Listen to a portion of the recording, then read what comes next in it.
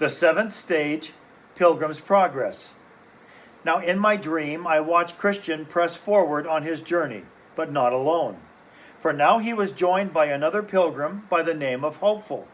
He was so named after watching Christian and Faithful and how they behaved and what they said.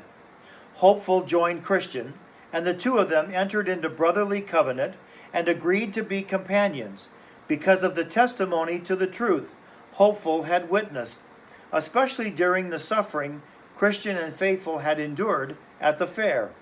For Faithful had died to make a testimony to the truth, and another, by the name of Hopeful, arose from his ashes to be a companion with Christian in his pilgrimage. This Hopeful also told Christian that there were many more of the men in the fair who would follow him after some time. Shortly after they departed from the fair, they caught up to a man walking ahead of them whose name was By-ends. They asked him, "Sir, what country are you from? And how far are you traveling in this direction?" "I'm from the town of Fair Speech," the man said. "I am going to the celestial city." But he didn't mention his name. "From Fair Speech," Christian said. "Is there any good that lives there?" "Yes," By-ends said. "I certainly hope so." "Then, sir, what name may I call you?" By-ends said, "I am a stranger to you, and you to me. If you are going my way, I shall be glad to have your company, and if not, I must be content. I've heard of this town of Fair Speech, and from what I remember, they say it's a wealthy place." "Yes, I can assure you that it is, and I have very many rich relatives and friends there." "May I be so bold as to ask who they are?" "To be honest, almost the whole town," By-ends shrugged. "In particular, my Lord Turnabout, my Lord Time Server, my Lord Fair Speech, from whose ancestors the town first took its name. And there is Mr. Smoothman, Mr. Facing Both Ways, and Mr. Anything. The parson of our parish, Mr. Two Tongues, was my mother's own brother. And to tell you the truth, I have become a gentleman of good quality, though my father's grandfather was nothing but an oarsman for hire.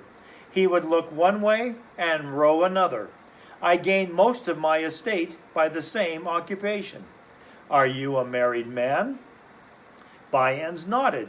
"Yes, and my wife is a very virtuous woman, the daughter of a virtuous woman. She was my Lady Faining's daughter. Therefore she came from a very honorable family. As a result, she has a high level of breeding, and she carries herself impeccably to both prince and peasants.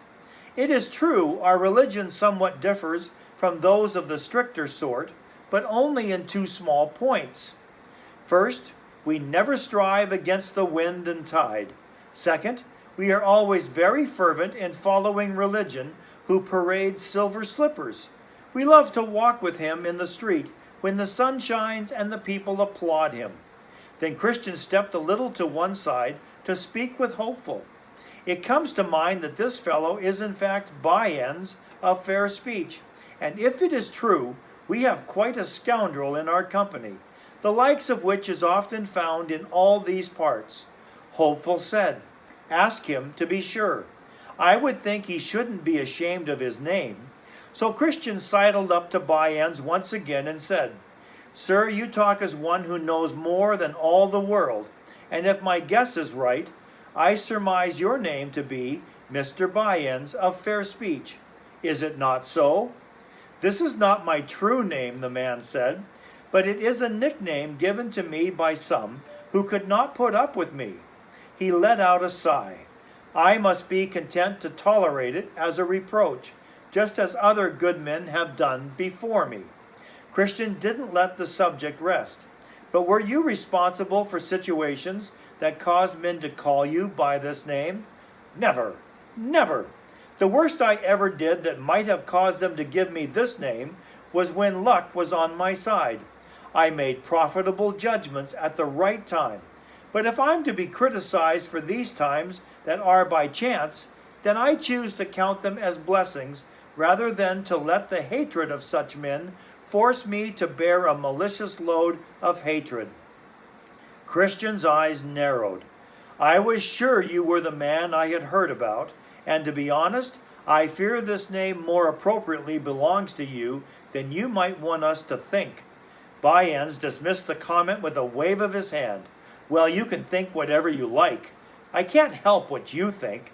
However, you'll find me a fair-minded companion if you will still allow me to travel with you. If you want to go with us, it will require you to go against wind and tide, which I understand goes against your convictions. You must also embrace religion in his rags, as well as when he wears his silver slippers. You must stand by him too, even when he is bound in shackles, as well as when he walks the streets with applause. Bayen's expression soured. You must not impose this on me or coerce my faith. Respect my freedom and allow me to go with you. No, Christian said, we'll not travel another step together unless you agree with what I propose. Never, Bayen said. I shall never abandon my long-held principles, since they are harmless and profitable. If I'm not allowed to go with you, then I must do as I did before you caught up with me. I'll just travel by myself until someone else overtakes me who will be glad to have my company. Now I saw in my dream that Christian and Hopeful moved ahead of Mr. Bayen's, and they made sure to keep their distance. However, one of them looked back and saw 3 men following Mr. Bayen's. These 3 caught up with him. He made them a very low bow, and they also gave him a friendly compliment. The men's names were Mr. Hold the World, Mr. Moneylove, and Mr. Save-All. Mr. Bayen's had formerly been acquainted with all 3 of them, for in their younger years they were friends in school, and had been taught by one Mr. Greitman, a schoolmaster in Lovegain, which is a market town in the country of Coveting in the north.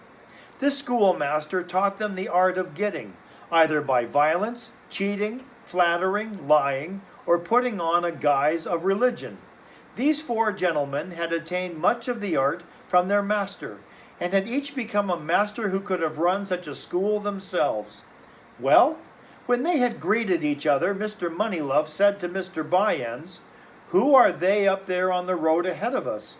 For Christian and Hopeful were still within view.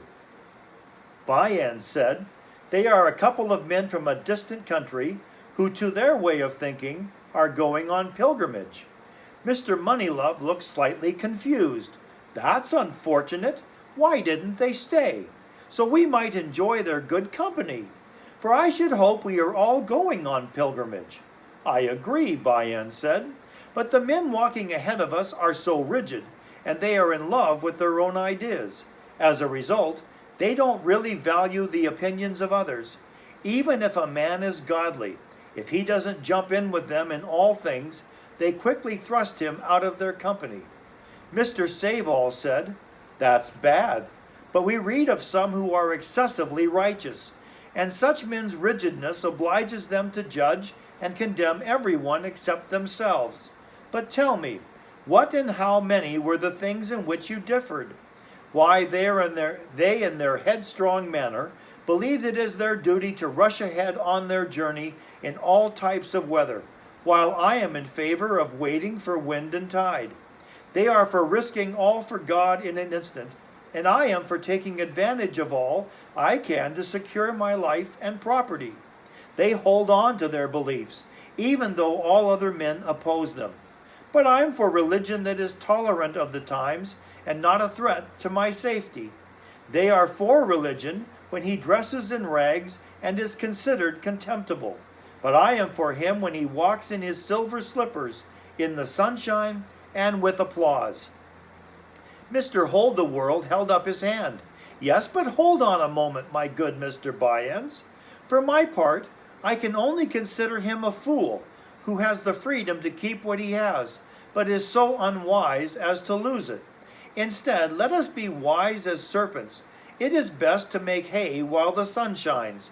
You see how the bee lies dormant over the winter and stirs again only when it is profitable and pleasurable to do so. Sometimes God sends rain and sometimes sunshine. If some people are such fools as to go through the rain, let us be content to take fair weather as our portion. For my part, the religion I like best enjoys the security of God's good blessings poured out on us. When you think about it, it stands to reason that since God has given us the good things of this life, then He would want us to continue to enjoy them for His sake. Abraham and Solomon grew rich through religion, and Job says that a good man shall store up gold as dust. If this is so, he couldn't be much like the men before us if they are anything like you have described them. I think that we all agree in this matter, Mr. Save-All said. Therefore, there is more need to talk about it. Mr. Moneylove nodded. You're right. Nothing more needs to be said about this matter, for he who doesn't believe the Scripture or reason, both of which we have on our side, will not appreciate his own liberty or care for his safety. My brother, Bayan said, as you see, we are all going on pilgrimage, and so to better distract ourselves from things that are bad, let me ask you this question. Suppose a man who is a minister of religion, or a tradesman, or of some other profession learns about the prospect of a possible promotion. Let's say this promotion would offer him the good blessings of this life. Yet he can only gain this advantage by appearing extraordinarily zealous in certain points of religion which he had previously neglected. Shouldn't he use this means to attain his end and still remain a righteous and honest man? I understand the point of your question, Mr. Moneylove said. With the permission of these fine gentlemen, he made a wide sweeping gesture to include all the men around him. I will endeavor to give you an answer. First, let's look at the example of the minister himself. Suppose a pastor, a reputable man in charge of a small congregation that provides meager financial support, has his eye trained on a bigger, more prestigious, and far more materially wealthy opportunity. Let's say he learns he has a chance of getting this new position if he studies more and preaches more frequently and zealously. And because of the expectations of the people, he is required to adjust his stand regarding some of his principles. The way I see it is that there is no reason why a man should not pursue this course of action, provided he receives a call. Yes, and besides this, there are many more reasons he should seek this advancement in his career, provided he is an honest man. Here are some of the reasons. Number 1, his desire for a more prosperous congregation is lawful. This is beyond contradiction, for it is providence that set this opportunity before him. So let him pursue it with all his might, without questioning his conscience. Number 2, besides his desire after that larger congregation causes him to be more studious, a more earnest preacher, etc., with the result that he becomes a better man. Yes, he is able to improve himself, and this is certainly according to God's will. Number 3, now as for complying with the expectation of his people, by deserting some of his principles in order to serve them, I argue this. First, that it reveals he has a self-denying temperament. Secondly, it shows he has a sweet and winning demeanor. And thirdly, it proves he is more qualified for the ministerial office. Number 4, I conclude then that a pastor who exchanges a small congregation for a larger should not be judged for so doing as being covetous, but rather, since he is determined to improve himself and his trade in this way, he should be considered in the same way as anyone who pursues his call and who has an opportunity at hand to do good. And now to address the second part of the question, which concerns the tradesman you mentioned. Suppose such a person in his business has poor profitability in the world and has to scrape just to get by. But by becoming religious, this same person may find more opportunities to make a better living and fix his financial problems, perhaps by taking for himself a rich wife, or by drawing more and far better customers to his shop. Again, as far as I can see, there is no reason this course should not be pursued, and this is why. It is virtuous to become religious by whatever means a man may use. Plus, it's not against the law to marry a rich wife and in this way increase the profitability of his business. Besides, the man who reaps such benefits as these by becoming religious obtains that which is good by means that are good, and as a result becomes good himself. As a result, he has a good wife, good customers, good profitability, and all these by becoming religious. In other words, to become religious, to get all these things, is a good and profitable pursuit. This answer, offered by Mr. Moneylove to Mr. By-End's question, received loud applause from them all. Therefore, the entire group of four concluded that the entire answer was most sensible and worthwhile, and because they were convinced no man could contradict such an argument, and because Christian and Hopeful were still within calling distance, they wholeheartedly agreed to challenge them with the question as soon as they overtook them, especially because of the opposition Mr. By-Ends had faced when he had talked with them earlier. So they called after them. Christian and Hopeful stopped and waited until the four men caught up to them. However, on their way, the challengers had decided that rather than have Mr. By-Ends present the question, it would be more profitable for Mr. Hold the World to offer it to the two pilgrims, for they supposed their answer to him would be less likely to rekindle the fiery feelings that had been expressed between Mr. By-Ends and them earlier when they had parted ways. So they approached each other, and after a short round of greetings, Mr. Hold the World proposed the question to Christian and his companion. Then he asked them to answer it if they could.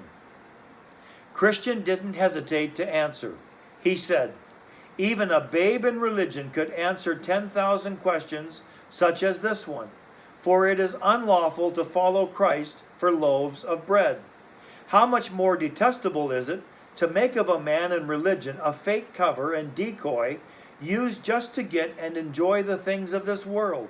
The only ones who hold such an opinion are the heathen, hypocrites, devils, and wizards. Heathens, for when Hamor and Shechem had a covetous eye toward the daughter and cattle of Jacob, and saw that there was no way for them to get what they wanted unless they were circumcised, they said to their companions, 'If every male among us is circumcised, as they are circumcised, won't their cattle, material possessions, and every beast they own be ours?' What they sought to obtain were the daughters and cattle of Jacob, and they used their religion as a fake cover to try to get them. The hypocritical Pharisees were also of this religion, but their long, showy prayers were nothing but a sham they used for the purpose of getting widows' houses, and their judgment was a greater damnation from God. Judas the devil was also of this religion, for he desired the money bag and its contents, but he was lost, cast away, and the very son of perdition. Simon the wizard was of this religion too, for he wanted to have the power of the Holy Ghost, and hoped he might buy it with money. For this reason he received his sentence from Peter's mouth. Neither does it escape my attention that the man who takes up religion for the profit of the world will throw away that religion to please the world. For Judas became religious for worldly gain, and he sold out that religion and his master for just that. So to answer the question positively, as I perceive, what you have done is heathenish, hypocritical, and devilish, and your reward will be according to your works." The four men stood staring at one another without knowing how to answer Christian. Hopeful also approved of the soundness of Christian's answer, and so a heavy silence hung between them. Mr. By-Ends and his company staggered in the face of such a response, and purposely lagged behind, wishing that Christian and Hopeful might easily get ahead of them. Christian turned to Hopeful and said, "If these men cannot stand before the sentence of men, what will they do when they are confronted with the sentence of God? And if they don't know how to answer when dealt with by vessels of clay, what will they do when they are rebuked by the flames of a devouring fire?" So Christian and Hopeful walked ahead of them again, and went on until they came to a subtle plain called Ease, which they journeyed across with much satisfaction. However, the plain was so narrow they quickly crossed it and reached the other side. Now at the farther side of that plain was a little hill called Lucre, and within that hill was a silver mine. Some pilgrims who had formerly gone that way had turned aside to see the mine because of its rarity. However, for some who ventured too near the brim of the pit, the deceitful ground beneath their feet broke underneath them. Some were slain, and some had been maimed there. Those who were injured were never free of the influence of the mine's wound until their dying day. Then I saw in my dream that little off the road, right next to the silver mine, stood a man by the name of Demas. This gentleman called the passing pilgrims to come and see. In this manner he called to Christian and his companion, Hopeful. "Hello, friends, turn in here, and I will show you something remarkable." Christian called back to him, "What could be so deserving of our attention as to cause us to turn from the way to see it?" Demas motioned toward the pit. "Here is a silver mine. At this very moment some are digging in it for treasure. If you will come with a little effort, you may be able to richly provide for yourselves." Hopeful looked at Christian with wide eyes. "Let's go see." Christian shook his head. "Not me," he said. "I have heard of this place, and about the many who have been slain here. Besides, that treasure is a snare to those who seek it, for it hinders them in their pilgrimage." Then Christian called to Demas and said, "Is this not a dangerous place? Has it not hindered many in their pilgrimage?" "Not very dangerous," Demas said, "except to those who are careless." But his face blushed as he spoke the words. Then Christian addressed Hopeful confidentially. "Let's not take one step off the way to wander from this path, but instead, let us stay true to our way." Hopeful looked over his shoulder behind them. "I guarantee you when By-ends comes to this place, if he has offered the same invitation, he will turn in here to get a closer look." "I don't doubt it." Christian took in a deep breath and let out a sigh. "There's no doubt of it, for his principles lead him that way, and I wager 100 to 1 that he dies there." Demas persisted and called to the two pilgrims again. "Won't you even come over, just to look?" Christian answered bluntly, "Demas, you are an enemy to those who pursue the right ways of the Lord of this way. I know you already have been rebuked yourself for turning aside here by one of his majesty's judges. So why do you seek to bring us into the same condemnation? Besides, if we were to turn aside here, our Lord the King would certainly hear about it and reveal our shame. Our desire is to stand with boldness before him." Demas cried out to them again, claiming he belonged to their brotherhood. Then he said, "If you'll wait for just a short time, I'll join you on the pilgrimage." In response, Christian said, "What is your name? Isn't it the same name by which I have already called you?" "Yes, my name is Demas. I am the son of Abraham." "I know you," Christian answered. "Gehazi was your great-grandfather, and Judas your father, and you have continued to walk in their ways. What you are suggesting is nothing more than one of your devilish pranks. Your father was a traitor and hanged himself, and you deserve no better reward. Be assured that when we have an audience with the king, we will tell him of your behavior." So Christian and Hopeful continued on their way. But by this time, By-ends and his companions had come within sight again. Christian and Hopeful watched as the trailing party arrived at the silver mine. As soon as Demas called to them, they left the way and went over to him. Now, whether they fell into the pit by looking over the brink, or they went down to dig, or whether they were smothered at the bottom by the poisonous fumes that often arise in those depths, I don't know. While I am not certain of the specifics, I did notice that they were never seen again in the way. Then sang Christian this song. By-ends and Silver Demas both agree. One calls, the other runs, that he may be a sharer in his lucre. So these two take up in this world and no farther go. Now in my dream I saw that just on the other side of this plain, the pilgrims came to a place where an old monument stood right beside the highway. At the sight of it, they were both concerned because of the strangeness of its shape, for it seemed to them as if it had been a woman transformed into the shape of a pillar. The two of them stood intently looking at it, but for a time they didn't know what to think of it. After some time, Hopeful spotted an inscription on the head of the monument, but it was written in an unusual style of writing. So being no scholar, he called to Christian to see if he could understand the meaning. Christian examined it, and after a little studying of the letters, he found them to mean, "Remember Lot's wife." So he read it to his traveling companion, and together they concluded that it was the pillar of salt into which Lot's wife had been turned, because she looked back with a covetous heart when she was fleeing from Sodom for safety. This amazing sight stimulated the following discussion. "Ah, my brother, this is a timely sight," Christian started, "for it came to us at just the right time, as it follows the invitation which Demas offered us to come over to view the hill Lucre. Had we gone over as he desired, and as you were inclined to do, my brother, I suppose we might have been made a similar spectacle for all those who come after us to see. I am sorry I was so foolish." Hopeful stared at the pillar. "I wonder why I am not now petrified as Lot's wife. For in what way was there a difference between her sin and mine? She only looked back, while I had a desire to go see the mine. Let grace be adored here, and let me be ashamed that such a thought ever entered my heart. Let us take notice of what we see here, and how we can profit from it in the future." Christian pointed toward the pillar which was once Lot's wife.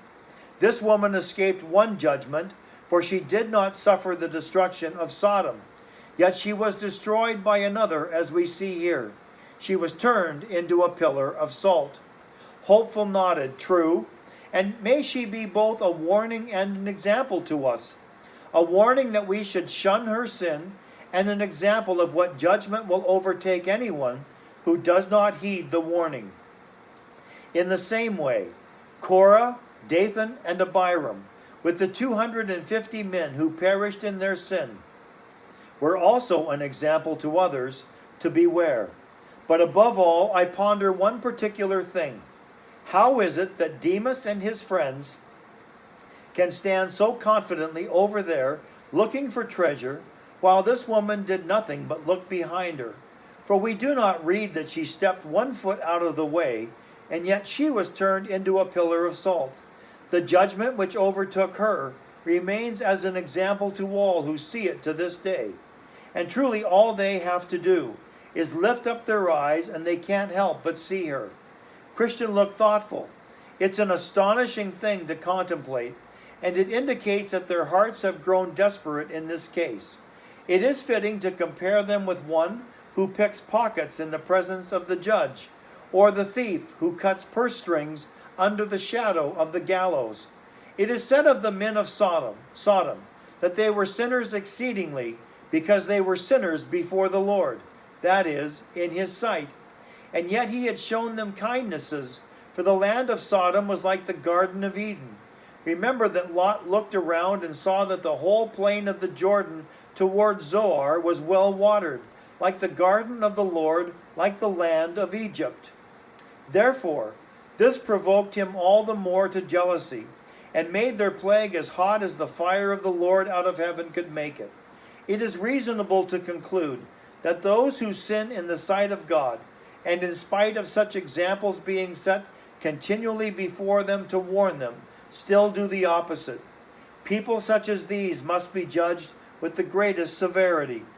"There's no doubt what you have said is the truth," Hopeful said, "but what a mercy is it that neither you, but especially I, he placed his hand on his chest, am not made such an example as this woman. This occasion gives us an opportunity to thank God, to fear before him, and to always remember Lot's wife." I saw then that the two pilgrims went on their way to a pleasant river, which David the king called the river of God. but John called it the rivers of the water of life. Their way followed along the bank of this river. Christian and his companion Hopeful walked it with great delight.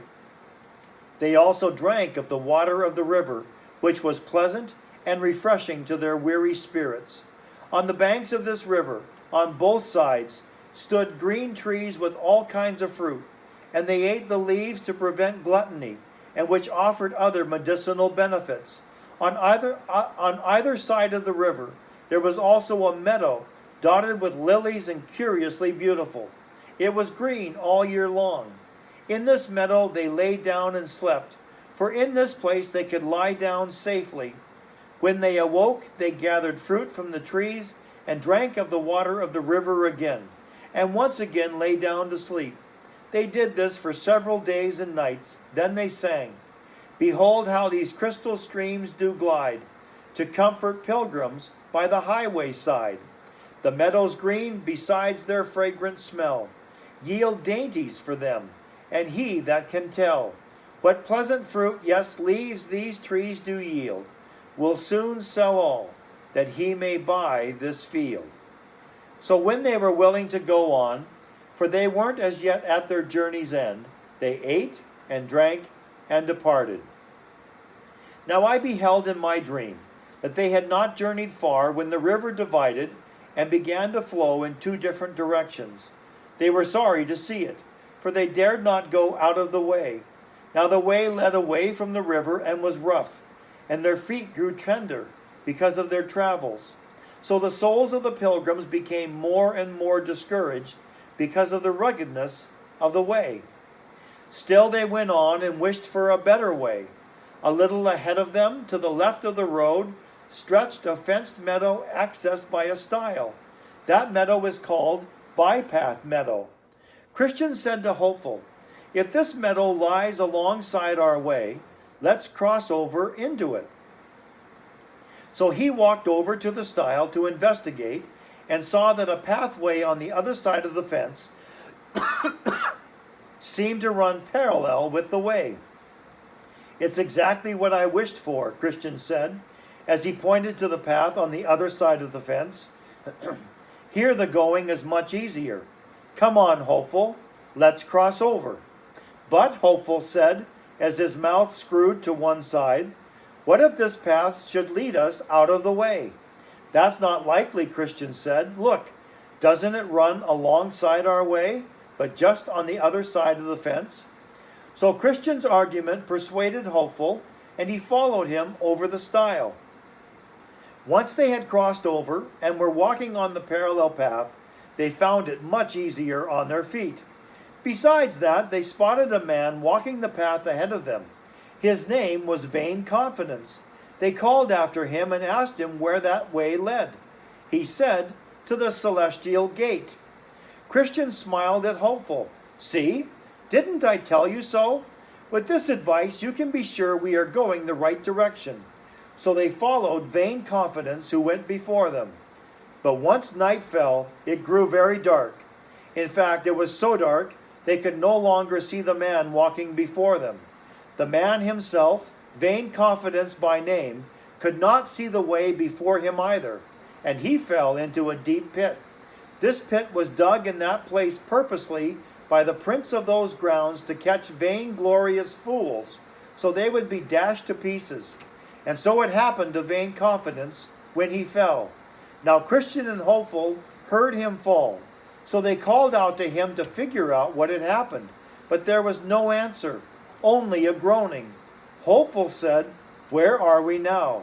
Christian was silent, for he was wondering if he had led his friend out of the way.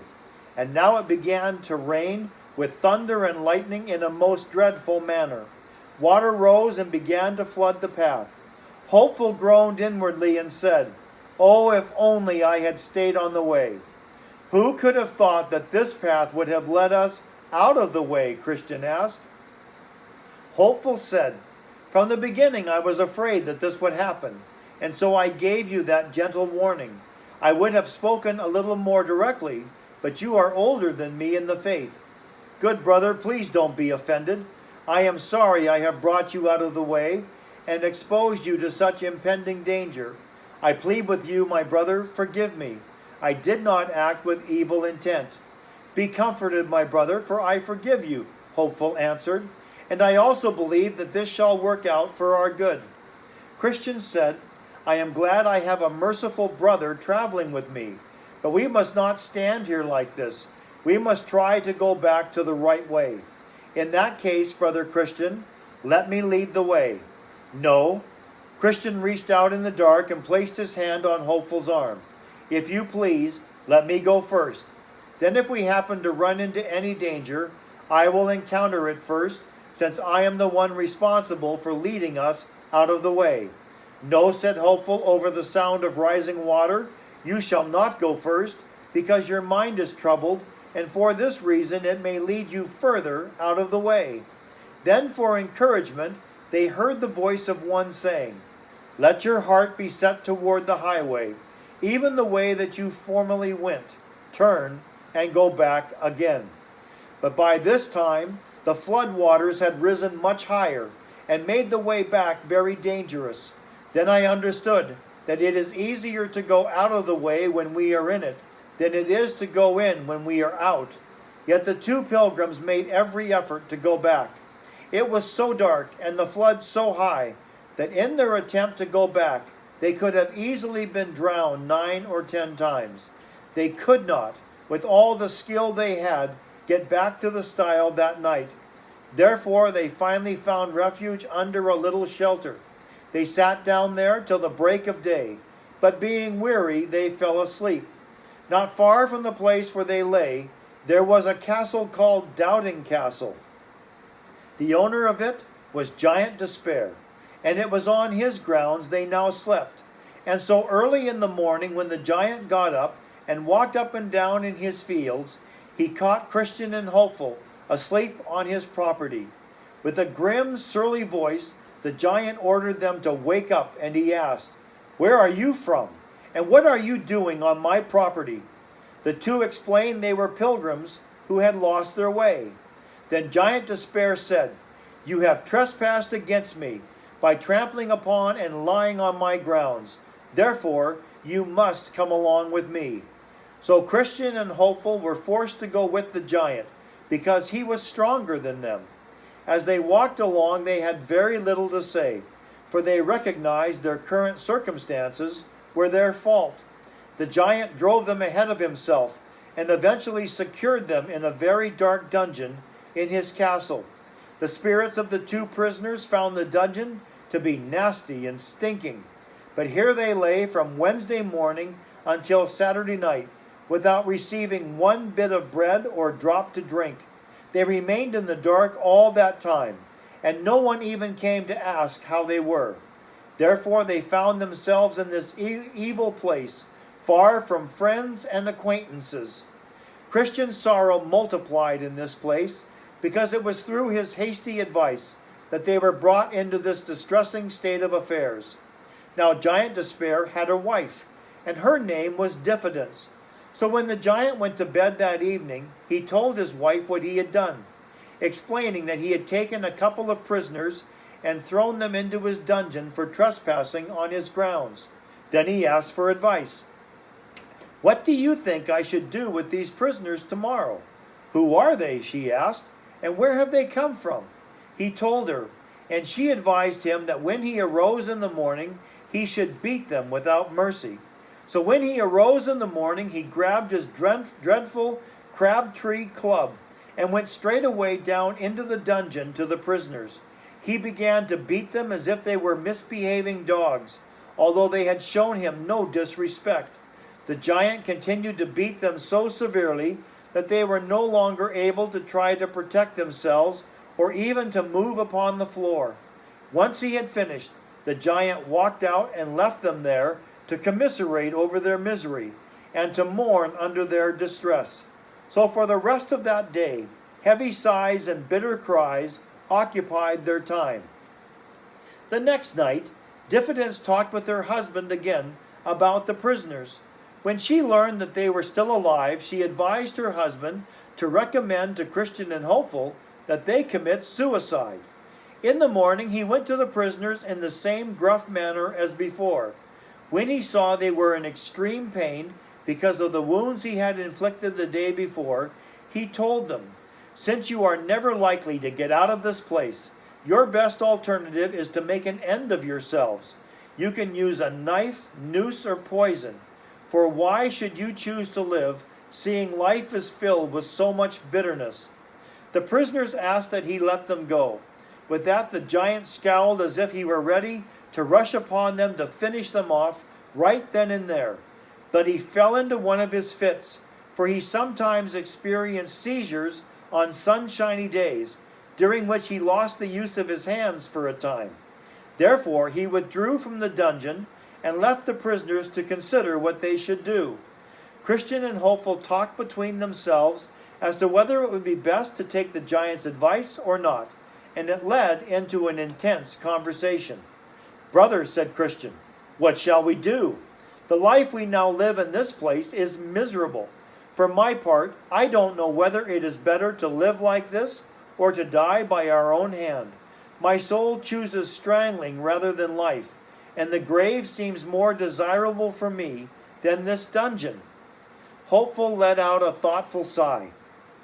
"It is true that our present condition is dreadful, and death would be far more welcome to me than to live in this continual misery.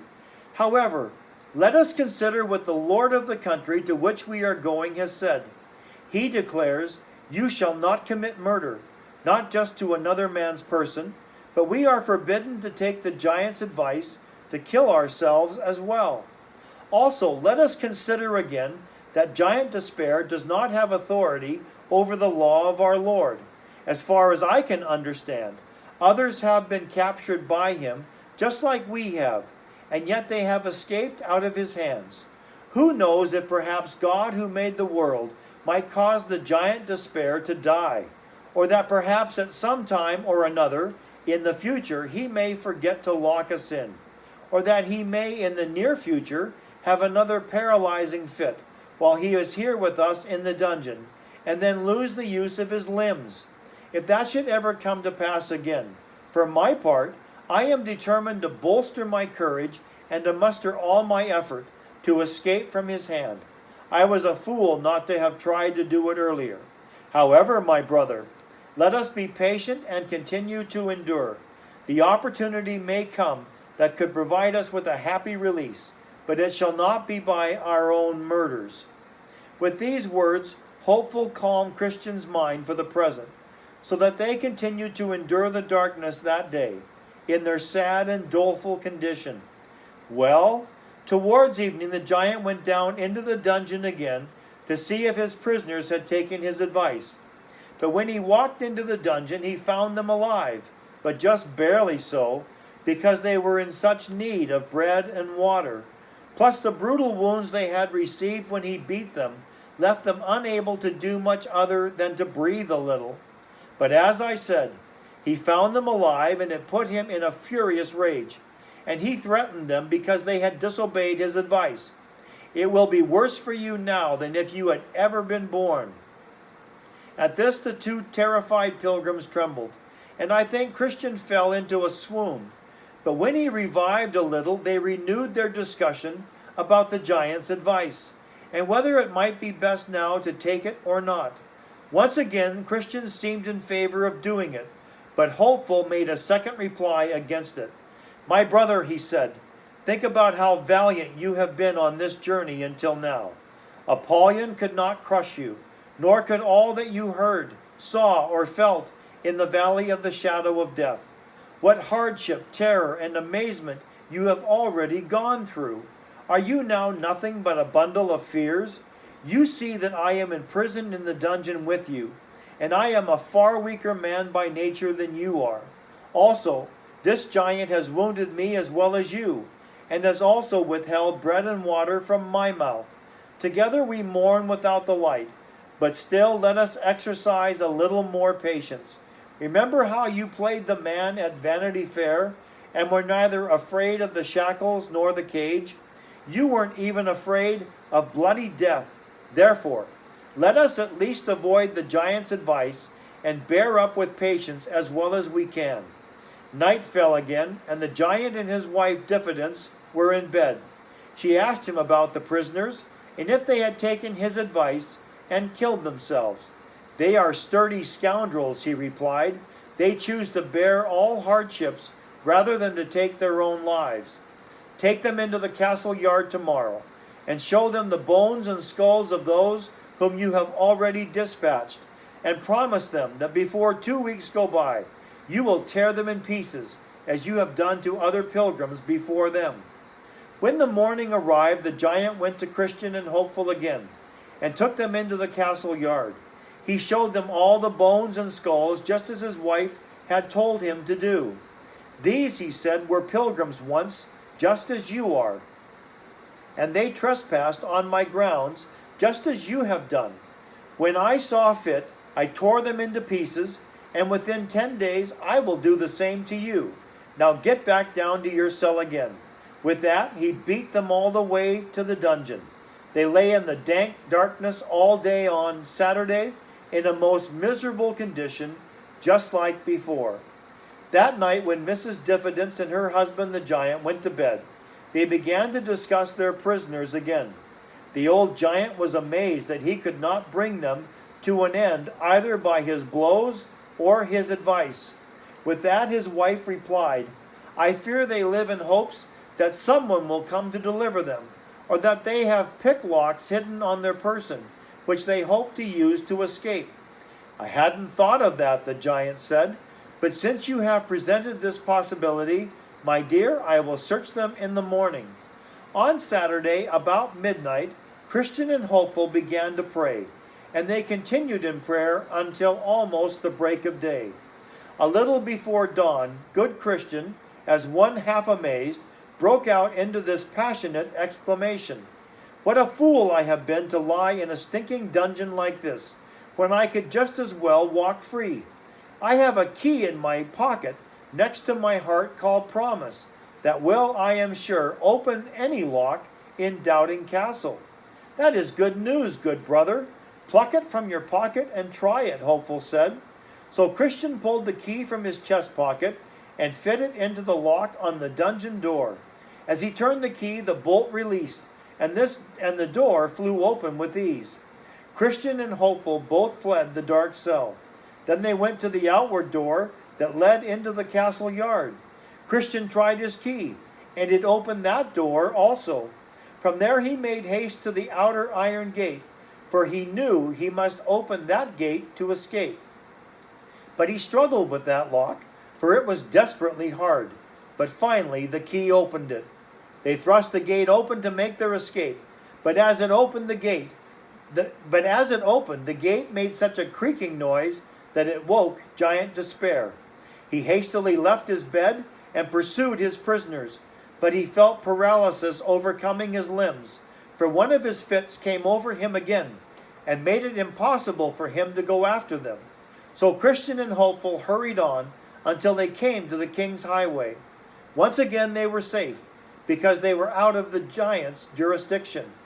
Now when they had crossed over the stile, they began to consider what they could do at that location to prevent pilgrims coming after them from being deceived and falling into the hands of Giant Despair. They agreed between themselves to erect a pillar with a clear message engraved on its side saying, Over this stile is the way to Doubting Castle, which is kept by Giant Despair, who despises the king of the celestial country and seeks to destroy his holy pilgrims. As a result, many who have followed after them have read what was written and escaped the danger. Once they finished this project, they sang the following song. Out of the way we went, and then we found what it meant to tread upon forbidden ground. And let those who come after have a care, lest heedlessness makes them as we to fare, lest they for trespassing his prisoners are, whose castles doubting and whose names despair. Thanks for listening. Next week, the 8th stage.